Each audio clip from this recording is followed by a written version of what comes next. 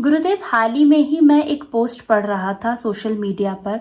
उन्होंने सारी बातें आपके द्वारा बताई हुई ही लिखी थी।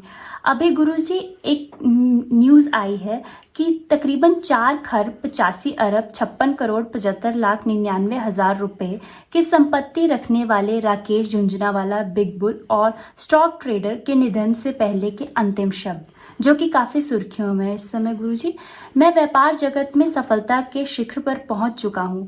मेरा जीवन दूसरों की नज़र में एक उपलब्धि है। हालांकि काम के अलावा मेरे पास कोई खुशी नहीं थी। पैसे केवल एक सत्य है जिसका मैं उपयोग करता हूं। इस समय अस्पताल के बिस्तर पर लेटे हुए और अपनी पूरी जिंदगी को याद करते हुए मुझे एहसास होता है कि मुझे जो पहचान और पैसे पर गर्व था, वह मृत्यु से पहले झूठा और बेकार हो गया है। आप अपनी कार चलाने या पैसे कमाने के लिए किसी को किराए पर ले सकते हैं, लेकिन आप किसी को पीड़ित होने और मरने के लिए किराए पर नहीं ले सकते हैं। खोई हुई भौतिक वस्तुएं मिल सकती हैं, लेकिन एक चीज़ जो खो जाने पर कभी नहीं मिलती, और वह है जीवन। हम जीवन के किसी भी चरण में हो, समय के साथ हमें उस दिन का सम्मान करना होगा जब दिल बंद हो जाएगा। अपने परिवार, जीवन साथी और दोस्तों से प्यार करें, उनके साथ अच्छा व्यवहार करें, उनके साथ धोखा ना करें, बेईमानी और विश्वासघात कभी ना करें। हमारे पास 100 का पर्स है या 500 का पर्स है, सब कुछ अंदर होता है, बाहर किसी को नहीं दिखता। चाहे हम 5 लाख की गाड़ी चलाएं या 50 लाख की गाड़ी चलाएं, रास्ते और दूरी एक ही है। हम किसी भी मंजिल पर पहुंचते हैं। हम जिस घर में रहते हैं, चाहे वो 300 वर्ग फुट का हो या 3000 वर्ग फुट का, अकेलापन हमें हर जगह सामना करना पड़ता है।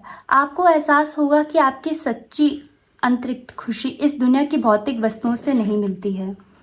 इसलिए मैं आशा करता हूँ कि आपको एहसास होगा कि आपके पास दोस्त, भाई और बहन जिनके साथ आप बातें करते हैं, हंसते हैं, गाते हैं, सुख दुख की बातें करते हैं, यही सच्ची खुशी है। जीवन की एक सच्चाई, अपने बच्चों को केवल अमीर बनाने के लिए शिक्षित ना करें, उन्हें खुशियाँ सिखाएं, खुश रहना सिखाएं। जब वे बड़े होंगे तो उन्हें चीज़ों की लागत नहीं, मूल्यों की जानकारी होगी। जीवन को बेहतर समझने के लिए 3 स्थान हैं: अस्पताल, जेल और शमशान। अस्पताल में आप समझेंगे कि स्वास्थ्य से अच्छा कुछ नहीं है। जेल में आप देखेंगे कि आज़ादी कितनी अमूल्य है। और शमशान में आपको एहसास होगा कि जीवन कुछ भी नहीं है। आज हम जिस ज़मीन पर चल रहे हैं वह कल हमारी नहीं होगी। चलो अब से विनम्र बने और हमें जो मिला है उसके लिए अपने माता पिता को धन्यवाद करें। गुरुदेव, ये शब्द जब मैंने पढ़े तो एकदम से आपकी कई सारी बातें मेरे दिमाग में घूमने लग पड़ी। सो मैंने सोचा एक बार आपसे इस बारे में साझा करूं। अक्षित वर्मा, गाजियाबाद से। खुश रहिए अक्षित। ये राकेश झुनझुनवाला की जो संपत्ति थी, जरा फिर से बताना। संपत्ति है गुरुजी जो बताई है, ये है बता रही 4 खरब 85 अरब 56 अरब 56 करोड़ 75 लाख 90,000 रुपए 90,000 रुपए मात्र। अच्छा, बड़े गरीबी में रहे बेचारे, बहुत कम पैसे में ही निकल लिए। तो लेकिन मतलब पता नहीं निकले कि नहीं, मतलब उन्होंने अभी ये लिखा है कि अस्पताल में है, मतलब आप अदरवाइज मत लीजिएगा मेरी बात का, लेकिन वैचारिक रूप से तो आप कहीं दूसरे अंतिम शब्द थे। अच्छा फिर ठीक है। तो लेकिन इसमें पता है एक फर्क ये है कि इसमें पश्चाताप अधिक है, प्रायश्चित अधिक है, प्रेरणा कम है। ये अगर बोध प्रतिफल ही हो तो जीवन बहुत सुंदर है, लेकिन ये अस्पताल और शमशान के दर्शन करने पर हो तो वो विषय निष्ठ है। गिदड़ पड़िया झेरे में वहीं विश्राम। अध्यात्म में और बाकी जगत की ऊंचाइयों में एक यही फर्क होता है कि हम हर दिन को अंतिम दिन ही मानते हैं।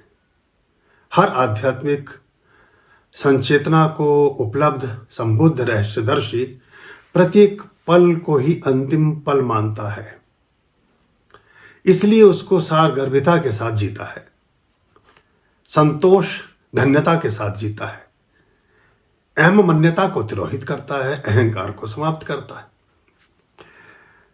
पहली बात तो इतनी संपदा एकत्रित करने की कोई आवश्यकता होती नहीं है। आपने इसमें लिखा कि काम ही मेरा धर्म रहा, तो इतनी काम में आप डूब गए तो जीवन जी ही नहीं पाए होंगे। इस मामले में थोड़ा सा पुनश्च वो लोग हमें फिर से एक प्रेरणा का वो बनते हैं, चाहे उसमें ये मार्क जुकरबर्ग हों, चाहे ये बिल गेट्स हों, चाहे कोई और हों, जिन लोगों के नाम विदेशी थोड़ा जल्दी एनलाइटेंड हो जाते हैं। ऐसा मतलब मैं अभी वर्तमान परिप्रेक्ष्य में देख रहा हूँ कि उन्होंने अभी मार्क जुकरबर्ग यंग है या और लोग हैं, वो भी उन्होंने समय रहते ही अपनी संपत्तियों को परमार्थ के लिए दान कर दिया है, जैसे उस बात का एहसास हुआ। एक तो मेरा जो मूलभूत, ये तो बात सत्य है जो उन्होंने लिखी, अच्छी बातें लिखी हैं, लेकिन पहले तो मशीन बन के इतना इकट्ठा कर लो, फिर बाद में उसको आप बांटते फिरो, उसका भी कोई औचित्य उतना ही करो ना। या भगवान महावीर बड़े सारगर्भित प्रतीत होते हैं, अपरिग्रह की बात कर रहे हैं वो, उनकी शिक्षाएं यहाँ बड़ी प्रासंगिक हो जाती हैं 2500 वर्ष बाद भी। तो क्या उतनी की जरूरत है क्या कि जितनी के लिए आप पगला गए उस समय? पहले पगला गए पाने के लिए, और अब पगला गए उसका प्रभाव देखने के लिए, और फिर पगला गए किसी को देने के लिए, और तीनों ही गतियां नहीं होती। तो ये एक बड़ी बात है।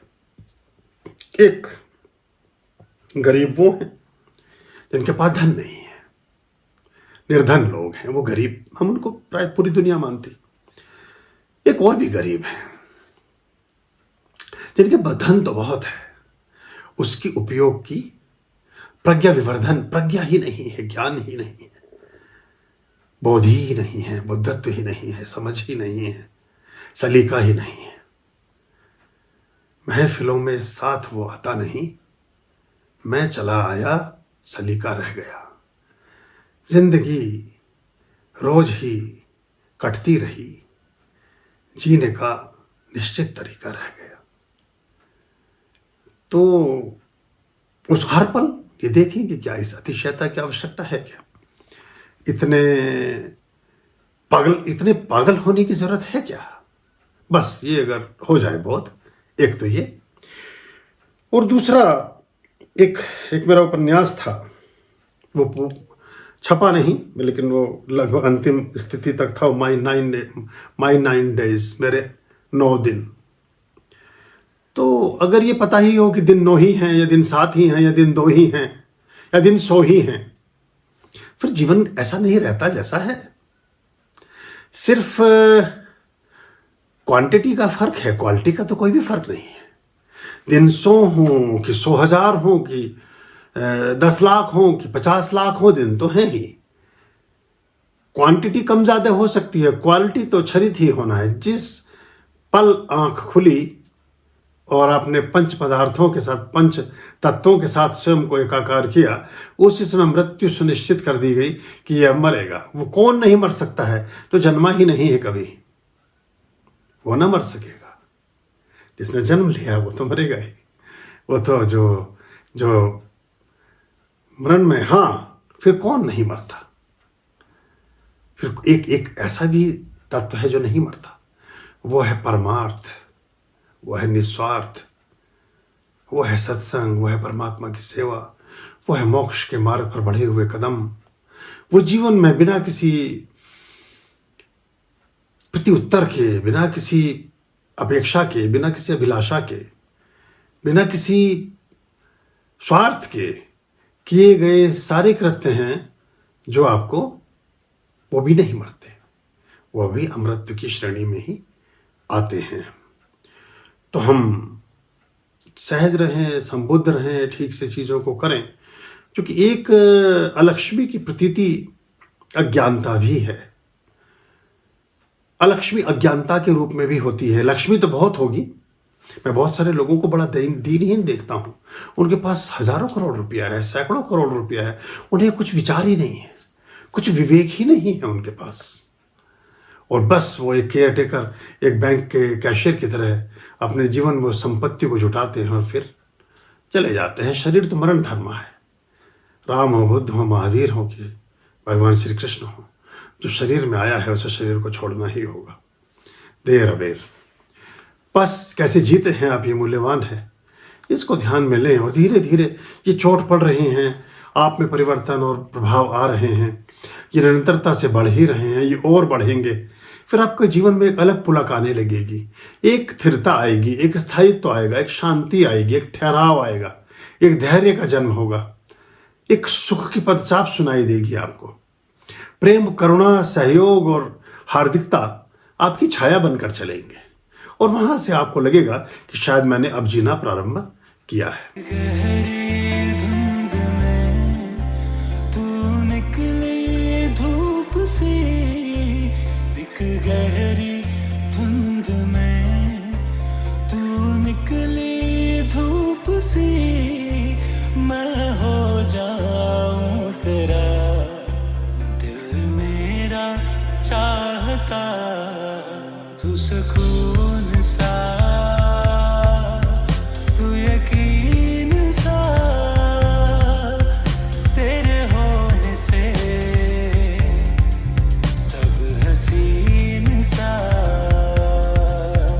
तू सुकून सा, तू यकीन